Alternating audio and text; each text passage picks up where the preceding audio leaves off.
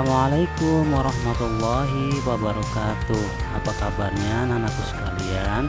Semoga hari ini kita diberikan kebaikan dan kesehatan dari Allah Subhanahu wa Ta'ala. Amin amin ya rabbal alamin. Anak-anakku sekalian, pada hari ini kita akan sama-sama belajar materi pendidikan agama Islam untuk kelas 5, pelajaran kelima. Tema kita kali ini adalah Rasul Allah idolaku, dengan subtema kali ini yaitu keteladanan Nabi Muhammad Sallallahu Alaihi Wasallam.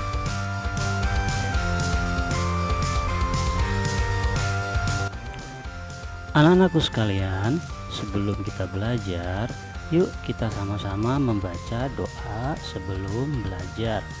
Rabbi zidni ilman warzuqni fahman waj'alni minas solihin.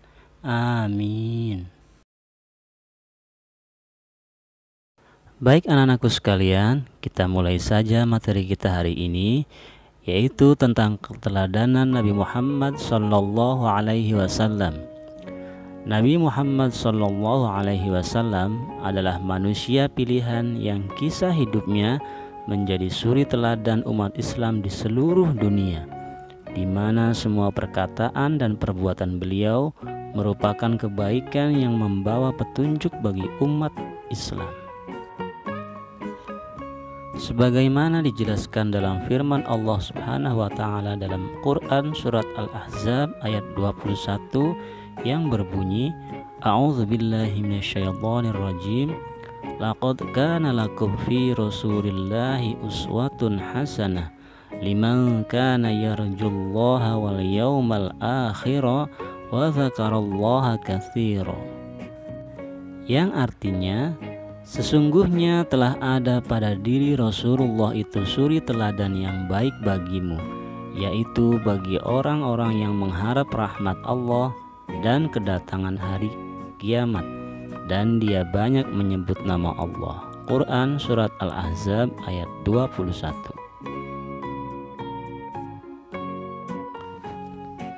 Ada begitu banyak kisah inspiratif dari hidup Rasulullah Sallallahu Alaihi Wasallam yang bisa kita teladani sebagai umat Islam. Berikut ini kami sajikan beberapa kisah teladan yang dapat kita ambil sebagai pelajaran.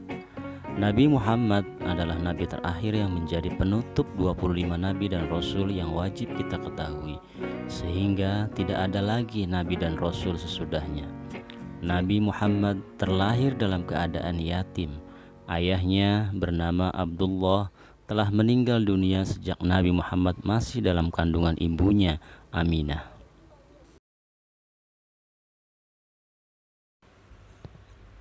Kisah pertama, Nabi Muhammad yang diberi gelar Al-Amin. Nabi Muhammad adalah seorang yang jujur, bahkan sebelum beliau diangkat menjadi nabi. Pada usia remaja, beliau diminta bantuan oleh pamannya untuk membawa barang dagangan milik Siti Khadijah yang kaya raya dari kota Mekkah sampai ke negeri Syam dan ikut berdagang di sana. Beliau berdagang dengan jujur dan dengan cara yang sangat mengesankan para pembeli, sehingga banyak keuntungan yang didapat dengan cara yang baik.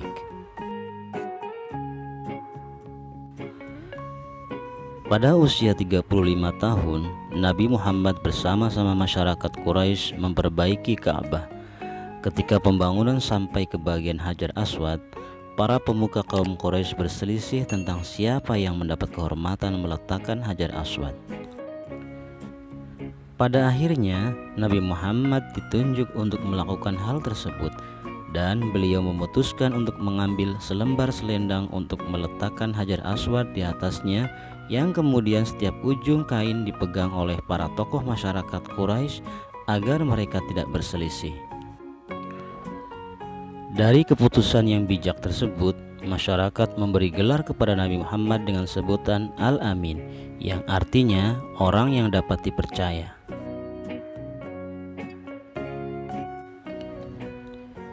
Kisah kedua yaitu tentang kasih sayang Rasulullah terhadap anak, keluarga, orang tua dan masyarakat. Selain bersifat jujur, Nabi Muhammad SAW memiliki sifat kasih sayang kepada keluarga dan orang-orang di sekitarnya. Saat Fatimah, putri Nabi Muhammad masih kecil, beliau menggendongnya sambil bertawaf mengelilingi Ka'bah. Dan ketika Fatimah dewasa dan dikaruniai anak, Nabi Muhammad SAW menggendong cucunya yaitu Hasan dan Hussein. Kepedulian Rasulullah bukan hanya pada ibadah sholat saja, tetapi beliau pun peduli terhadap lingkungan hidup.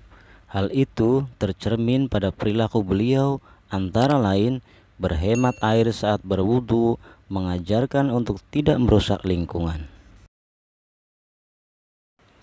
Yang ketiga, kisah tentang Nabi Muhammad yang berhati lemah lembut. Nabi Muhammad adalah seorang berhati mulia yang senantiasa lemah lembut pada sesama, bahkan pada seorang yang selalu menghinanya. Hal itu seperti disebutkan dalam Quran surat Al-Imran ayat 159 yang artinya, maka disebabkan rahmat Allah lah kamu berlaku lemah lembut terhadap mereka. Dikisahkan dalam sebuah cerita, suatu hari pernah ada seorang pengemis Yahudi buta yang menetap di sebuah pasar di daerah Madinah.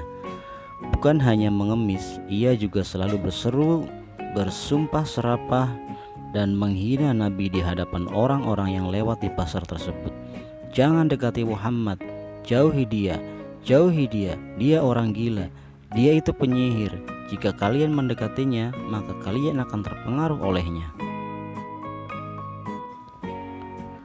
Sampai suatu hari si pengemis buta Yahudi itu tidak lagi ditemani oleh orang yang biasa menyuapinya.